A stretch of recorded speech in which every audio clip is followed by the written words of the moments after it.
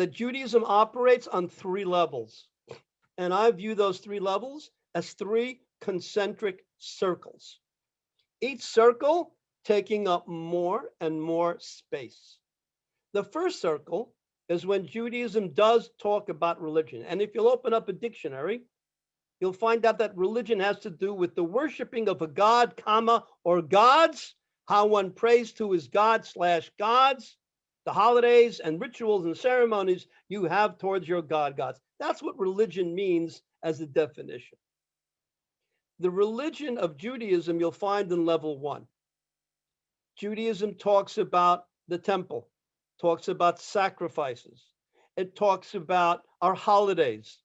It talks about the special going up to the temple 3 times a year. It talks about Rosh Hashanah. It talks about Yom Kippur, talks about Sukkot, talks about Pesach, talks about Shavuot, talks about all the major holidays, talks about Shabbat, the Sabbath. It talks about how to build a temple, how to slaughter the animals and sacrifice them. It talks about who should work in the temple, who the Kohanim are, the priests, who the Levites are, what each one's job is, what each one of the items in the temple should look like, how it should be built, how it should be put together. It's replete with detail.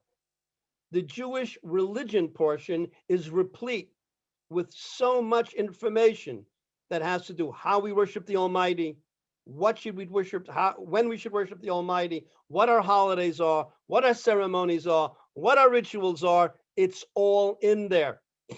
What our temple should look like, who the people in the temple should be like, how they operate, how we, those of us, I'm not a Kohen, I'm not a Levite, how I interact with them when they do make my 3 trips a year to be in Jerusalem in the temple.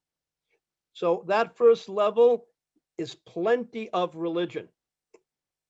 The second level of Judaism is when Judaism begins to talk about things that are not connected directly with religious practice. I'm not a rabbi, I'm not a priest, I'm not a Levite, I don't work in the temple. It's not a holiday, it's not a Sabbath, it's not a life cycle event. It's just Yotav on a Tuesday afternoon. And normally that's not involved with religion. But you look on the second level, it begins to get into my personal dress, my personal diet, the personal way I should treat my body, personal laws about how I should act with family members and in business that has nothing to do with, quote, the worshiping of my God. There are very specific laws about what I can have on my body. For example, Jews are not allowed to have tattoos, and it's called ka'akaot in the Torah. I can't have ka'akaot. That means, I guess, even if I was an amazing superstar athlete and 40 years younger, I still couldn't play in the NBA or the NFL because I don't have tattoos. We can't have tattoos. We're supposed to have hair, men, on the side over here. That's peot. We look differently. Where there was a whole issue of sniut, of modesty, of how we dressed. There are certain laws that we have. Now, kosher is not religious food. Eating matzah is religious food.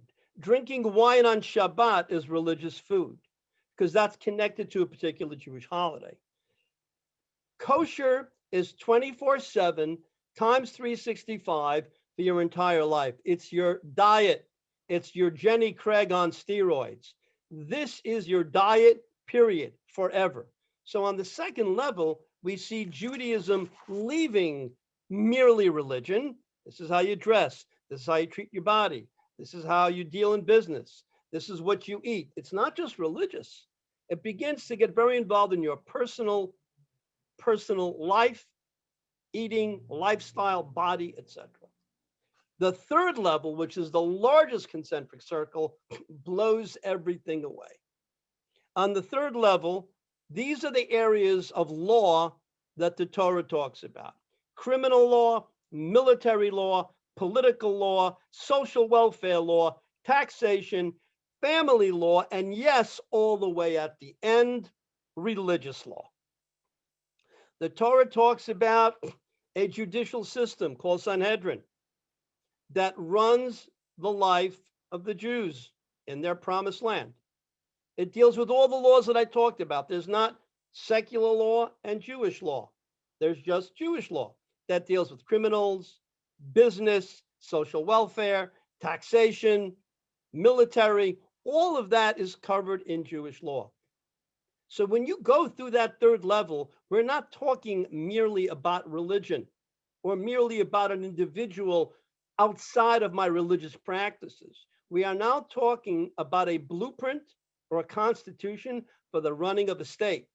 I want to repeat what those areas of law are from the Torah: criminal, military, political, property, which is land and transferable items, social welfare, taxation, family, and yes, religious law. When you add that all up together, what you get is, in my opinion, Judaism is a way of life based on the teachings of the Torah that connect both to the individual and to the running of a Jewish state for the Jewish nation. Judaism, by definition, mandates that there be a sovereign state for the Jews because they need to have a government, a military, a court system, a taxation system, a welfare system, all the things, all the trappings of statehood. And this is spoken about over and over in the Jewish Bible, in the Tanakh, in the Torah, and in the Tanakh, and then it's spoken about in more detail in the Mishnah and in the Gemara.